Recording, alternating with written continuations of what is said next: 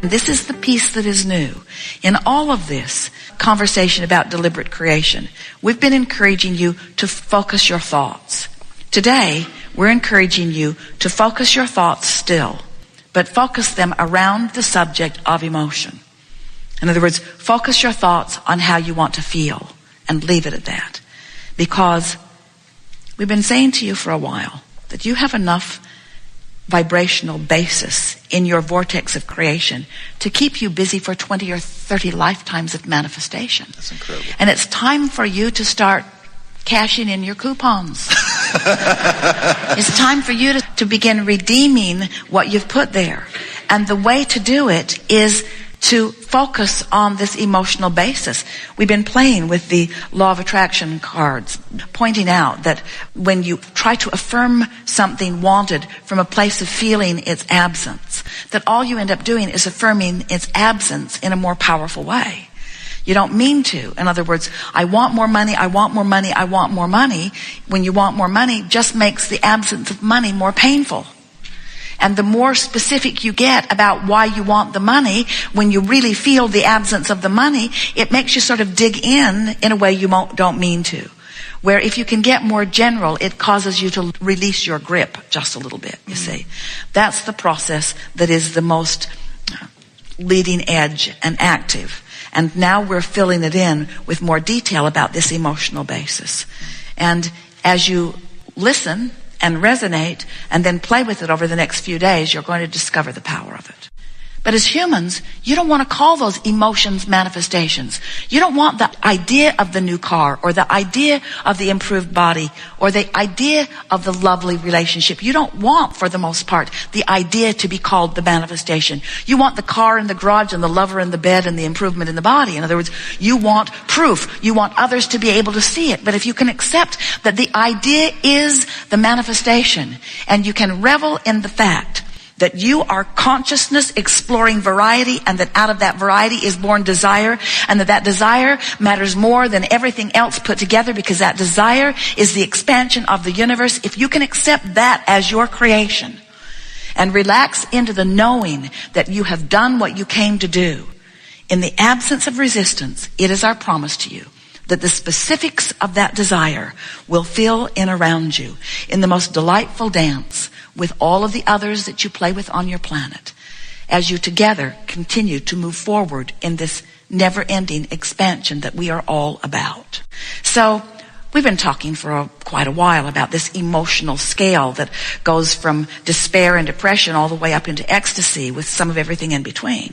And now we're presenting an emotional scale that is less detailed, and it goes like this: specifically negative, generally positive, specifically positive. Because we want to emphasize that if something's gone wrong and you're feeling specifically negative, because there's lots of details that have filled in that are frightening you or angering you, that your dominant intention is just to get as general as you can about it, which means talk to people less about it, or if you're talking to them, talk in more general terms, rather than saying why you hate that person and the details of all the things that they've done wrong to you. Be more general by saying things like, I'm uncomfortable with that person and I don't want to talk about why. In other words, the more general you are, the less powerful the frequency is, the less attractive the frequency is, and the easier it is to move into a generally good feeling emotion. And once you find that generally good feeling emotion, then the details will fill in. You intended, when you came into these physical bodies, to explore variety. Yes, you did. And you never asked for a feathered nest. Not one of you said, I'll go forth, but please make sure everything's just the way I would like it to be, so all I have to do is just observe my environment. Because all of you knew that you wanted variety to help you to focus your improvements into place, because you are a creator, you see. You know how you don't like it when somebody else bosses you around all the time? You don't like it because you came to explore and to come to your conclusions, because you know you have the resources of all that is backing you up to flesh it out and fill it in for your surprise and delight and satisfaction, for the details of all that you are. You knew that that was what creation is about. You didn't come to fix things that are broken. You came to create things that are new. You came to explore and discover new combinations with new juxtapositions of new experiences. You intended to give birth to desires because you are an eternal creator, and eternity and evolution and continual evolution of desire is all the same thing. You can't be eternal and stand still. And so you were born into the most extraordinary, diverse environment where new desire would be, you knew it for sure, would be inspired within you. And when that inspiration occurs, it radiates vibrationally like rockets of desire. And as that radiated desire moves forward, it becomes an actual creation. The book we wrote, entitled Ask and It Is Given, speaks to that exactly. Because when contrast causes you to ask, it becomes an immediate manifestation. If you need the manifestation first, to which you will have a positive reaction, now you're slowing it all way down. Now you've got it backwards. Manifestation always follows the vibration. The vibration is about focus.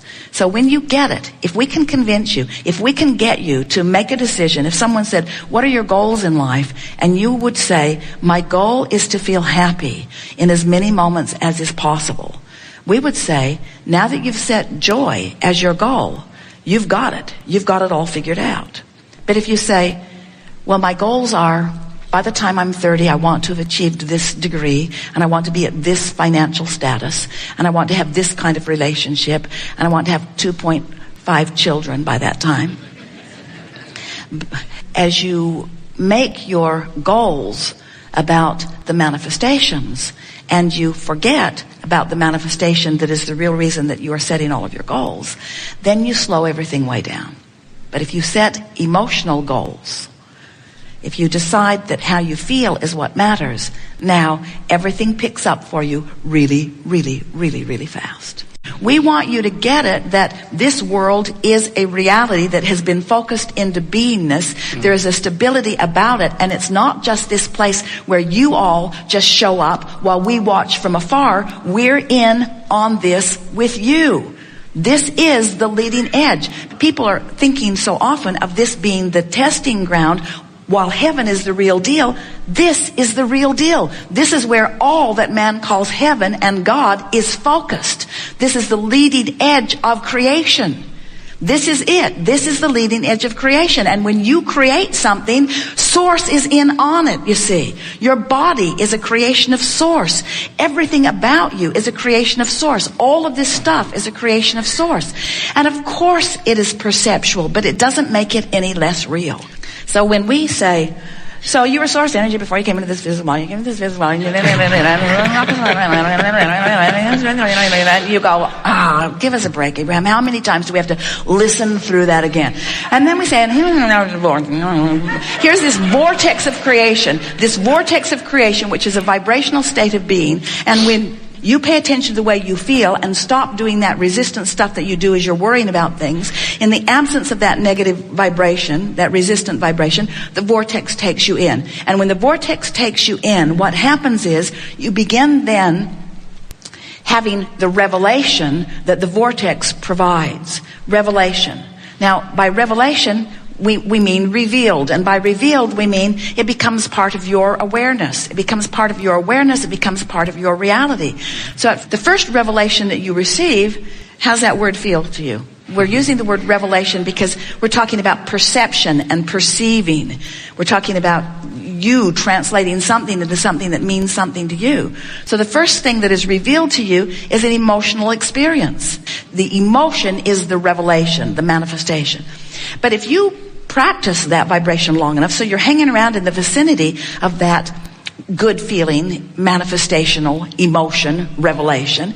Then the revelation becomes more. It becomes insight. You begin getting thoughts. You begin connecting the dots in your own mind. And then you start forming words, and then you start rendezvousing with other people who have similar understandings and are offering similar words. And then more revelations come, like data starts coming to you through articles, and you rendezvous with television programs. And when you're driving down the freeway, you see something that fits just perfectly with it.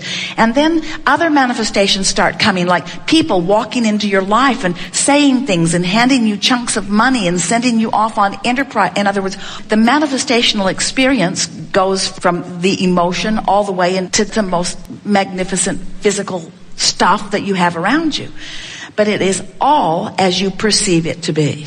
It's your ability to translate it that makes it so. So, what does that mean? That means, look how far consciousness has come, that billions of people are upon a planet having experienced the revelation of this planet spinning in its orbit in perfect proximity to other planets. This is big time creation. And we think that what we're doing here in this conversation is beginning to close the gap a little bit that's been out there between spiritualism and materialism for a very long time. Because here you are in these physical bodies as evidence of the way Source is, and yet you want to condemn the materialism of your world. You want to be hard on yourselves for wanting the things, when everything that you are experiencing in this physical life experience is a manifestation of that which is Source, you say. We've teased for a long time about the substance of this world that you are living in. In other words, this feels and sounds, pretty darn real. In other words, this is real. And to try to say, well, it's just vibration or it's just perception, sort of jerks you into an uncomfortable place. And it should jerk you into an uncomfortable place, because you have been translators of vibration long enough that you are translating things into reality. The reason that we're having this sort of animated conversation with you is because we want you to understand that if you can make the emotion the reality that you're reaching for, then all the stuff, all the hardscape, all the software, all the stuff that you want to fill in the details of the life experience that you're reaching for must come to you. You are the creator of your reality, you see. And it was supposed to be really, really, really, really fun. And we think in understanding it, it becomes more fun.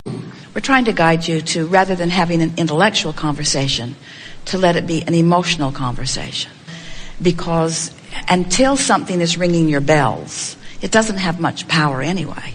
And so much intellect is thinking about the pros and the cons and the pluses and the minuses. And so it's a split energy, which disempowers you because it doesn't allow the fullness of who you are to flow through you. And then you're living a diminished moment, and then you call the diminished moments reality.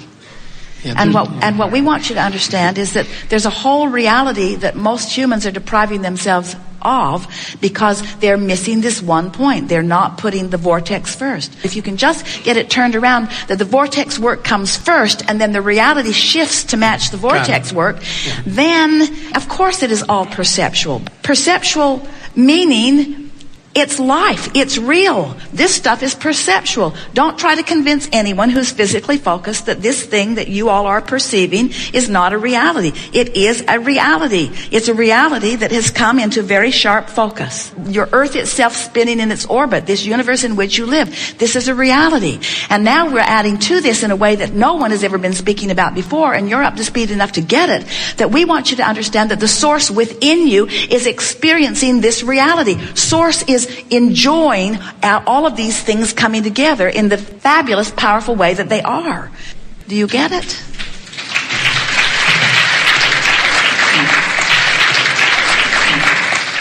Once you understand that you're putting out a signal and that signal is being responded to, then it's not hard to figure things out once you begin making the correlation between your signal and what's happening. So how do you make the correlation? How do you translate this vibration into something that's meaningful? You do it in a lot of ways without even knowing you're doing it. You translate vibration, and that's why you see. But most people usually don't think of sight as a vibrational thing, but it is. Easier to hear it about your hearing, isn't it?